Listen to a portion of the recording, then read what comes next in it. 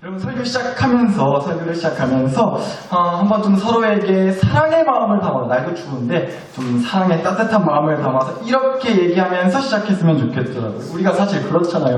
이 월화수목금토일 일주일 중에서 사실 뭐 수요일도 뵙는 분도 있긴 하지만 대부분은 이렇게 오늘 주일날 한번 그래도 이제 같은 교회 식구로 서로 얼굴도장 찍고 같이 한 교회 지붕 아래에서 오늘도 이렇게 지금 다 같이 예배를 드리고 있는데, 딴 교회 식구도 물론 중요하긴 한데 딴 교회 식구들보다는 이왕이면 내 교회 식구한테 이런 말을 해주는 게 그래도 좋지 않을까 싶더라고요. 그래서 한번 해볼게요. 서로 바라보시면서 서로 한번 바라봐 주세요. 미호도 한번 봐주세요. 서로 바라봐 주시면서 같은 교회 식구끼리 좀 서로 챙겨주고 좀 베풀어주는 마음으로 사랑스러운 표정으로 이렇게 얘기해 주세요. 저를 따라서 한번 저를 따라서 해주세요. 엿 먹으세요. 시작. 엿 먹으세요. 멱살 잡고 싸우신 분 안 계시죠? 감사합니다. 아니, 은혜로운 주일날 싸움 붙이려고 작정을 했다냐, 면전했다더니 엿 먹으세요가 뭐냐고, 그런 걸 시키는 목사가 또 어딨냐고. 그래서 아마 몇 분은 안 따라 하신 것 같다는 느낌도 좀 들었어요. 죄송해요. 제가 생각해도 사실 이걸 시킬까 말까, 따라 하시라고 할까 말까 좀 고민을 했는데 다시 생각해보니까 역시나 좀 그랬던 것 같기는 해요.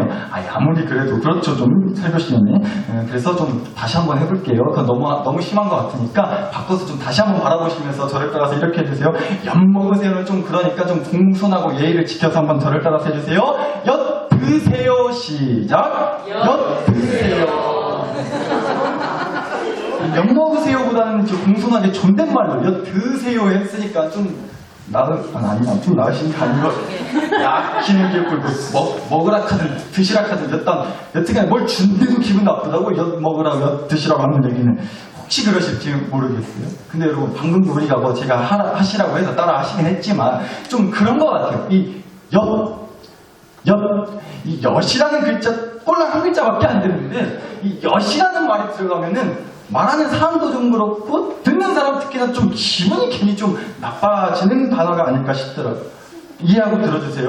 참 엿같다, 엿됐다, 엿먹으라고, 엿드시오, 엿드시오 이렇게 하면은 괜히 좀 기분이 조금 그렇다는 거예요. 제가 실제로 얼마 전에 어쩌다 길에서 이제 파는 엿이 있어서 제가 사가지고 왔는데 저희 딸이 정말로요, 저희 딸이 그 엿을 만나게 먹고 있길래 제가 얘나야 그 엿 맛있어? 라고 그렇게 물어봤어요. 근데 저희 딸이 하는 말이 응 맛있어, 아빠도 엿 먹어 라고 그렇게 정말로 얘기를 하더라고요. 분명 사실 이게 아빠 생각해주는 좋은 마음 역시 딸이 최고예요. 그러니까 자기가 먹어보고 맛있으니까 아빠 생각해서 아빠도 한번 먹어보라고, 아빠도 엿 먹어 라고 해준 거잖아요.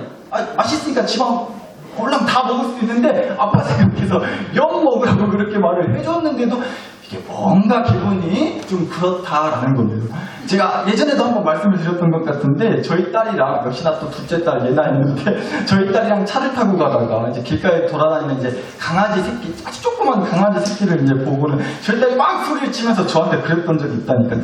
아빠 저기 봐, 아빠 개새끼 이랬던 적이 있거든요. 그러니까 마치 그런 것처럼 아빠도 엿 먹어 라고 그렇게 말을 해주는데, 다시 말씀드리지만 분명 나쁜 의도로 한 말이 아니에요. 그냥 말 그대로 엿을 먹으라는 건데, 희한하게도 우리가 엿이라는 글자가 들어가면 괜히 좀 안 좋은 뜻으로 쓰거나 나쁘게 들린다라는 거죠. 그래서 말인데요, 오늘 이 얘기를 한번 해보려고 해요. 그 전에 또 다시 한번 양해를 구하겠습니다. 이해를 부탁드릴게요. 오늘 제가 앞에 뭐 이미 했는데 엿 같다 라는 말을 좀 몇 번 쓸 거예요. 설교 시간에 좀 그러긴 한데 좀 이해하고 들어주세요. 근데 한번 질문 드려볼게요. 여러분, 성경 말씀을 볼 때 우리가 본 이 성경 말씀에서 제일 엿 같다 싶은 상황이 어떤 것 같으세요? 제일 엿 같다 싶은 상황 있다면 뭐 같으시냐고요? 뭐 구약성경부터 신약성경 말씀까지 하면 이스라엘 백성들 구르고 깨지고 나라 망하고 어디 붙잡혀가고 별의별 일을 다 겪었는데 온갖 안 좋은 일들이 참 성경 말씀에 많이 나와요. 그런데 그 중에서도 제일 역같다 싶은 상황, 제일 어쩌면 좋다냐, 어떡하다 그렇게까지 됐다냐 싶을 정도로 역같다 싶은 상황이 있다면, 누가 만약 그렇게 저한테 질문한다면 저는 두말할 것 없이 이 얘기할 것 같아요. 누가 뭐래도 우리 예수님께서 십자가에 달려 죽으신 사건. 물론 우리야 이제는 다 알죠. 예수님께서 십자가에 달려 죽으셨지만 3일 만에 다시 어떻게 하셨어요? 두 글자? 부로 시작해서 활로 끝나는 거. 다시 3일 만에 뭐 하셨어요? 죽었다가 부? 몇 가지 알려드렸으면 어지간히 대답해 주세요. 3일 만에 다시 부활하셨단 말이에요. 예수님이 죽었지만 다시 살아나셨다는 거 우리는 알고 있어요. 그러니까 괜찮아요. 그런데 한번 생각을 해보자고요. 예수님을 3년 가까운 시간 동안이나 죽어라 따라다녔던 그 제자들 입장에서는요, 예수님이 십자가에서 정말 처참하고 끔찍하게 그렇게 죽음을 당하셨어요. 진짜로 죽으셨단 말이에요. 그래서 예수님의 시체가, 예수님의 시신이 그 동굴 무덤에 안치된 것까지 봤어요. 그러니까 이제 더는 진짜로 예수님이 죽어서 자기들 곁에 없는 거예요. 3년 동안이나 예수님 한 분만 바라봤던 사람들이요, 예수님이 자기들의 인생의 전부였고요, 며칠 전, 예수님이 죽으시기 전 며칠 전까지만 하더라도 호산나 하면서 수많은 사람들이 예수님을 왕처럼 그렇게 찬양하고 떠받들면서 그런 사람들 틈바구니 있었던 게 예수님을 따라다녔던 제자들이었다고. 그러면서 솔직히 생각했겠죠. 자기들이 누구야말로 누구보다도 예수님의 가장 최측근이었으니까 앞으로 이제 예수님 덕분에 우리도 잘 나갈 거라고, 잘 될 거라고, 인생 폈다고 내심 기대하고 설레는 마음으로 그렇게 예수님을 따르기도 했는데 예수님이 그만 진짜로 죽어버린 거예요. 그때 제자들의 솔직한 마음, 속마음을 느꼈을 그 속마음을 3글자로 굳이 얘기하자면, 제가 만약에 그 제자들 중에 한 사람이었다면 다른 어떤 말보다도 이 말이 튀어나왔을 것 같다고요. 3글자. 엿같다, 엿됐다, 우리 엿먹었다. 우리 지난 3년 동안 뭐 됐냐 도대체? 여태 우리 무슨 뻘짓했대 대체? 아니, 예수님이 이렇게나 허무하게 죽게 보였는데 대체 우리가 뭐 저렇게 고생을 했다냐 정말로? 라는 마음 들지 않았겠어요? 역같다. 솔직히 그럴 말 할만하지 않냐고. 솔직히. 그래서 여러분 한번 질문 드려볼게요. 여러분, 저보다 설교 잘하시는 목사님이 있어요, 없어요? 저보다 설교 잘하시는 목사님이 있어요, 없어요? 없어요. 감사합니다. 근데 분위기가 저도 눈치가 제법 늘었어요. 있다고 말하고는 싶은데 그런 나게 많지 않겠어라? 라고는 하고 싶은데 차마 대놓고 또 그렇게 물어본다고 있어라? 라고는 조금 하기가 거시기 하다는 거. 저도 나름 제 분수나 주제 파악을 나름 잘하는 편이거든요. 그래서 저도 잘 알아요. 아직 제가 무슨 어디 감이요? 쌤병아리, 아직도 쌤병아리 같은 목사죠. 저가 무슨 설교를 어디 가서 뭐 설교한다고 자랑스럽게 얘기할 수 있겠어요? 그렇잖아요.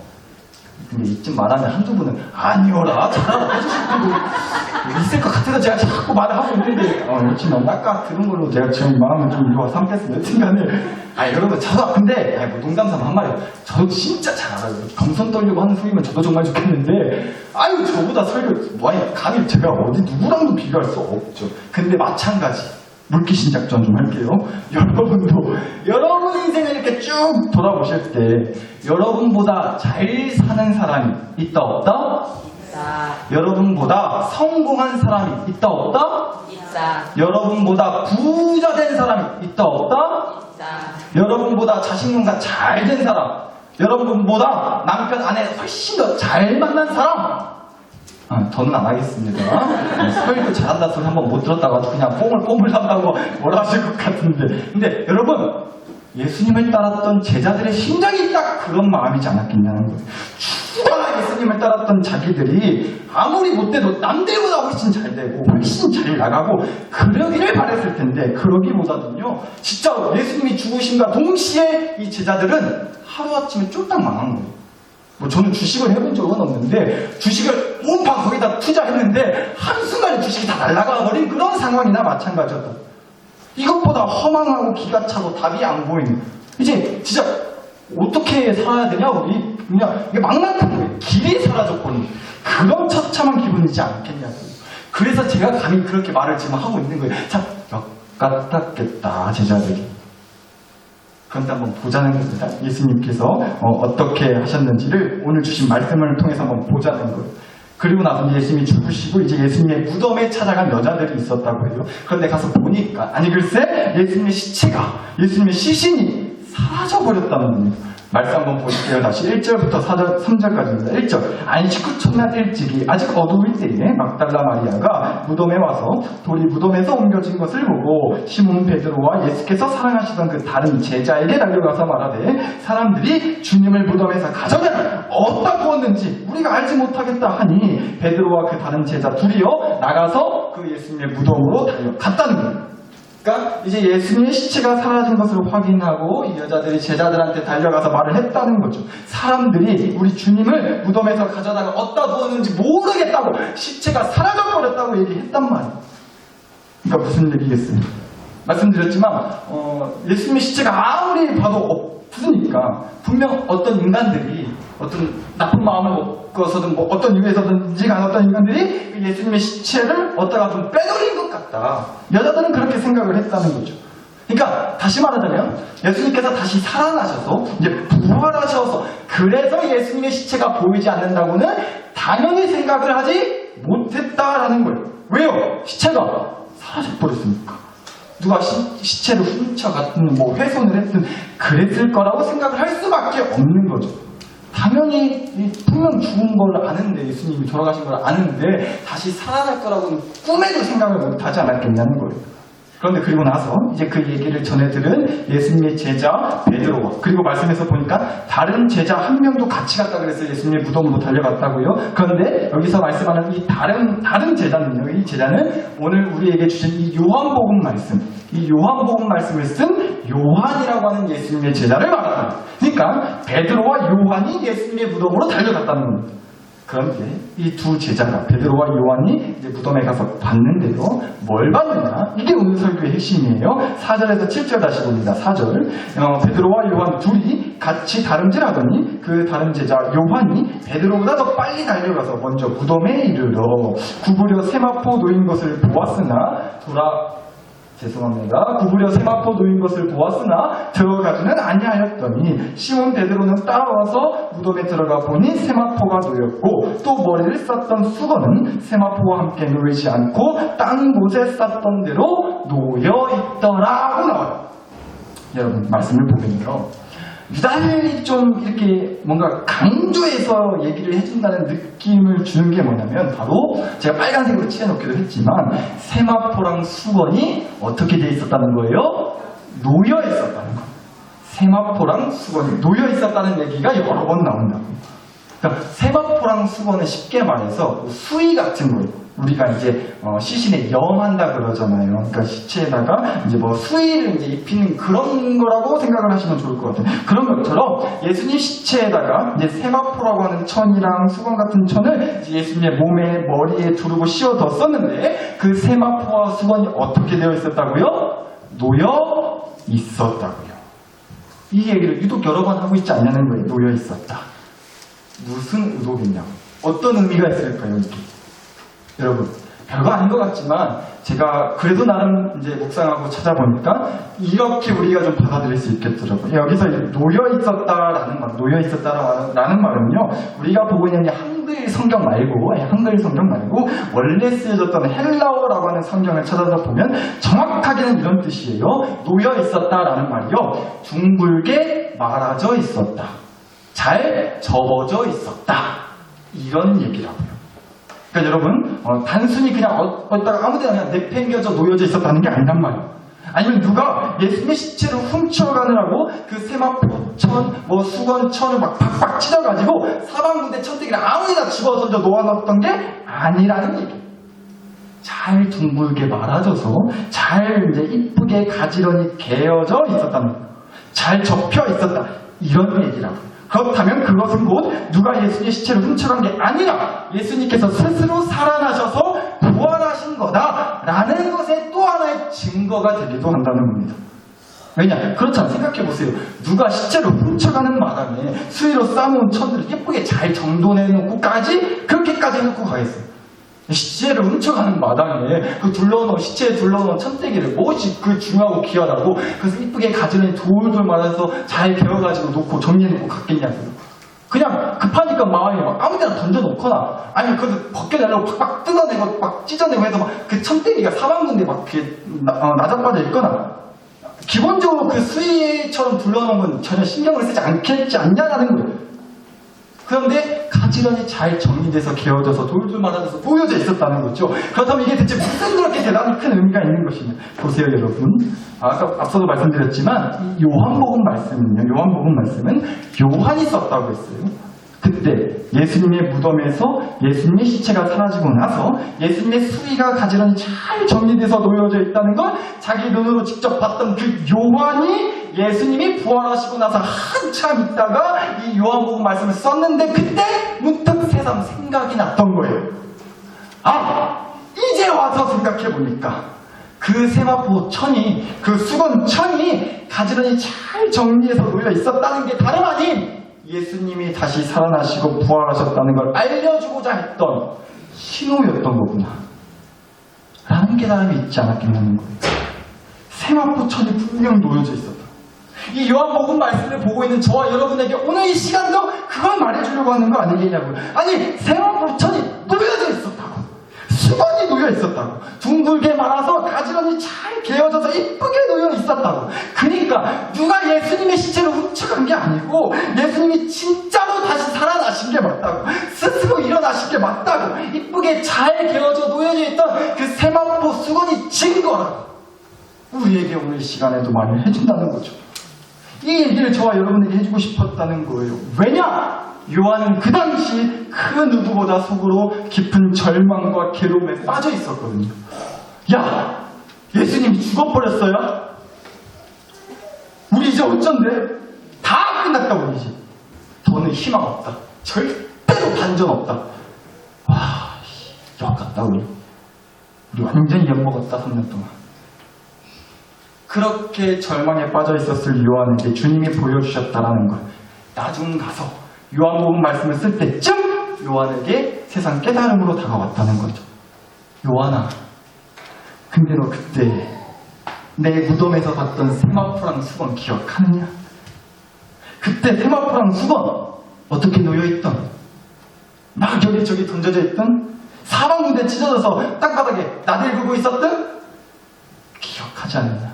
내가 둥글게 이쁘게 잘 말아서 가지런히 개어놓은 거 네가 보지 않았느냐? 누가 내 시체 훔쳐간 거 아니고 깊은 절망 속에 빠져있는 너를 다시 만나기 위해서 내가 다시 살아나고 부활했다는 증거로 내가 그렇게 놓아뒀다. 너 그거 이제는 좀 감이 오냐? 은혜로운 말로다가 이제 좀 아다리가 맞지? 내가 다 그런 뜻이 있었다. 야. 나는 요한의 깨달음. 그 은혜를 나누고 싶어서 요한이 굳이 이 요한복음 20장 1절에서 7절 사이에 놓여있었다 이 얘기를 유독 그렇게 여러 번 한 것이지 않을까라는 얘기를 오늘 여러분과 나누고 싶었던 거예요. 사랑하는 밝게 식구 여러분, 그러니까 오늘 좀 했던 얘기는 결국 이런 얘기예요. 결론을 말씀드리자면 실은 오늘 설교 제목이 이제 주는 교회 엿이라고 이렇게 했던 게요. 아까 우리 지난주에 기도해 주셨지만 며칠 안 있으면 이제 수능 시험이 있어서 그래서 제목이 이렇게 나온 거이기도 해요. 수능 시험철이면 이때쯤 되면 푹티나게 팔리는 게 뭐 어디 빵집 가도 그렇고 푹티나게 팔리는 게 떡하니 대학에 붙으라고 떡 많이 팔린다 그러고요. 잘 찍으라고 포크 같은 거 사주고 잘 풀어서 답을 쓰라고 이제 휴지 같은 거 주고 뭐 그런 것들이 있다고 해요. 미신 같은 얘기지만 그 중에 또 하나가 엿 사준다 그러잖아요. 왜요? 이 엿가락처럼 찰싹 달라붙으라고 원하는 대학에 붙으라고. 여러분 우리 교회에서 올해 고3 수험생이 2명이나 있어요. 근데 잘 아실 거예요. 제가 우리 학생부 친구들 중에 고3 수험생이 있다고 해도 막 그렇게 대대적으로 광고를 한다든지 기도를 한다든지 그러지는 않아요. 그래서 솔직히 진심으로 한편으로 죄송하기는 해요. 특히나 우리 고3 수험생을 두신 우리 학부모 되시는 성도님들, 가족 되시는 분들께는 교회에서 너무 신경을 안 써주는 거 아니냐고 혹시라도 그런 마음에 서운해 하실 수도 있다고 생각을 해요. 근데 여러분 좀 너무 서운하게는 생각하지 않아주셨으면 하고 부탁드리고 싶은 게 왜냐하면 제가 또 뒤로 알게 모르게 또 이것저것 많이 챙겨줘요. 응원해준다고 밥도 사주고 용돈도 줬고 학교 찾아가서 반 전체에 떡도 돌려주고 그랬어요. 생색 내려는 건 아니에요. 근데 제가 그랬다네요? 네? 너무 싫어요. 근데 진짜로 죄송해요. 진짜 죄송해요. 뭐 어디 교회들 보면 수능을 할 때 되면 뭐 수험생을 위한 기도회 뭐 이런 것도 해요. 뭐 이런 거 저런 거 교회적으로 막 그렇게 한다고도 해요. 우리 교회는 그런 거 안 하잖아요. 근데 좀 이해해 주세요. 분명하게 미리 그냥 말씀을 드릴게요. 앞으로도 그러진 않을 거예요. 앞으로도 그러진 않겠어요. 죄송합니다. 이해해 주세요. 교회에서 대신 그 학생 개인한테 교회에서 이런 거 저런 거 해서 응원해주고 격려해주고 기도해주고 그런 거는 제가 힘 닿는 대로 할 수 있는 거 다 해서 진심으로 할 거예요. 그렇게 할게요. 정말로. 그렇게 했고요. 그런데 교회적으로는 뭐라고 할 거예요. 이유가 있어요. 아니 제 딸도 고3 수험생 돼요. 근데도 안 한다는 거예요. 이유가 있다고요. 첫째는 두 가지인데 첫째는 부담이 될까봐 해서요. 부담이 될까봐. 고3이라고 주변에서 1년 내내 그냥 대학 어디 갈 거냐? 너 반에서 몇 등을 하냐? 얼마나 등급표가 되는지 몰라요. 그래서 저는 교회에서만큼만이라도 좀 그런 소리 안 듣도록 부담 안 갖도록 해주고 싶더라고요. 그 마음이 들었어요. 물론 우리 교회 학생들 보니까 너무 부담을 안 갖는 것 같기도 해요. 그렇게 편안할 수가 없어요. 근데 애들이 원체 믿음이 충만해서 그래요. 말씀에 순종하고. 성경 말씀에 염려하지 말랬다고 염려를 안 해요. 할렐루야 감사한 일이죠. 근데 여러분 정말로 그래요. 부담 가질까봐 혹시라도. 그래서 그래요. 두 번째 이유는 이게 더 중요한데 교회에서만큼만이라도 고3, 수능, 대학 이게 인생의 전부가 아니라는 걸 말해줘야 된다고 생각을 해서 그래요. 고3 당연히 중요하죠. 그런데 고2도 중요해요. 고1도 중요하고요. 중학교는 안 중요해요? 중요하죠. 초등학생은 다 중요해요. 고3, 수능, 뭐 대학 너무 이런 거 교회 와서까지 얘기하고 목매는 건 저는 그런 것 같아요. 너무 세상적인 것 같아요. 교회에서만큼 말해줄 수 있어야죠. 인생에 있어서 고3이 전부가 아니다. 수능, 대학이 전부가 아니다. 하나님한테는 고3이든 아니든 수능 시험을 잘 봤든 못 봤든 어느 대학을 가든지 말든지 그거 중요하지 않다. 너 자체가 중요하다. 하나님한테는.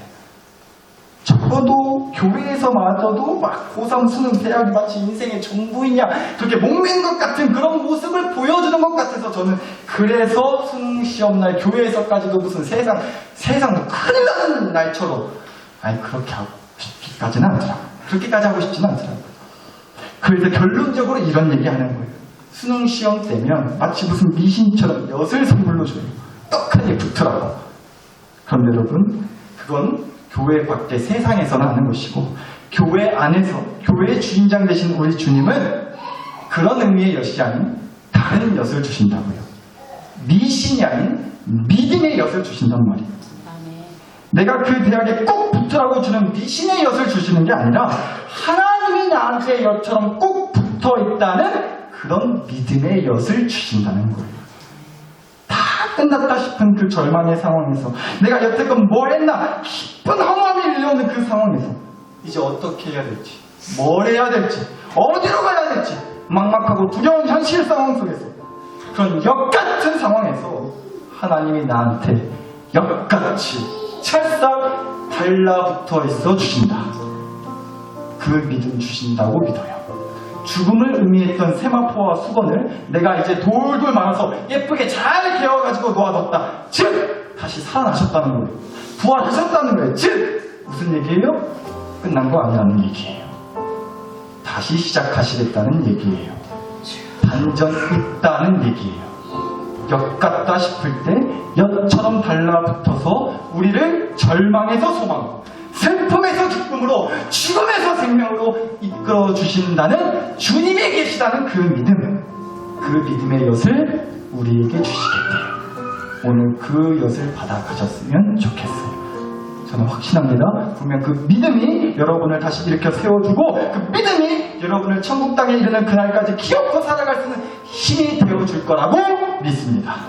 우리 그 믿음을 소망하면서요. 아무리 역같은 상황이라 할지라도 엿처럼 달라붙어서 내게 힘을 주시고자 세마포를 곧게 접고 부활하신 주님이 나와 함께 해주신다는 그 믿음 좀 갖고 살게 해달라고 이 시간 주신 말씀과 은혜를 가지고 함께 주여 한번 부르고 소리 내어 간절히 기도 올려드리겠습니다. 주여